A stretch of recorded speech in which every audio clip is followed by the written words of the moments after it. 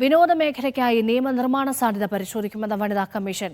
ഇത് സംബന്ധിച്ച വനിതാ കമ്മീഷൻ ഹൈക്കോടതിയിൽ സത്യവാങ്മൂലം സമർപ്പിച്ചു. സിനിമയ്ക്ക് പുറമെ ഫാഷൻ, ടെലിവിഷൻ, സംഗീതം ഉൾപ്പെടെ വിവിധ മേഖലകൾ നിയമത്തിന്റെ പരിധിയിൽ ഉൾപ്പെടുത്താം. ഹേമ കമ്മിറ്റി ഹർജികൾ പരിഗണിക്കുന്ന സാഹചര്യത്തിലാണ് നടപടി.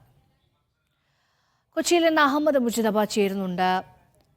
മുജിതബ, എന്തെല്ലാം കാര്യങ്ങളാണ് വനിതാ കമ്മീഷൻ കോടതിയെ അറിയിച്ചിരിക്കുന്നത് ഇതുമായി ബന്ധപ്പെട്ട്?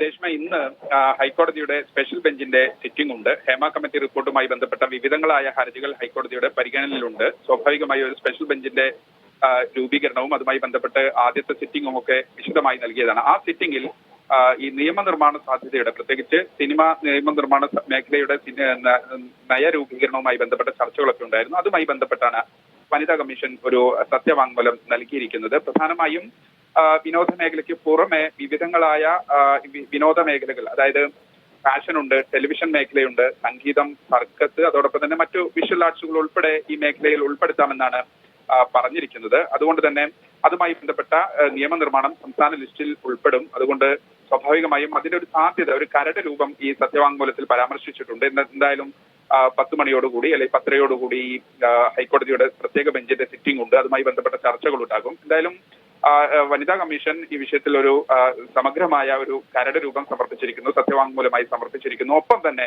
സീൽഡ് കവർ ചില ആവശ്യങ്ങൾ പറഞ്ഞുകൊണ്ടുള്ള അല്ലെങ്കിൽ ചില എക്സിബിറ്റുകൾ കൊടുത്തുകൊണ്ടുള്ള ഒരു പ്രത്യേക മുദ്രവെച്ച കവറിലുള്ള റിപ്പോർട്ടും വനിതാ കമ്മീഷൻ സമർപ്പിച്ചിട്ടുണ്ട്. രേഷ്മ.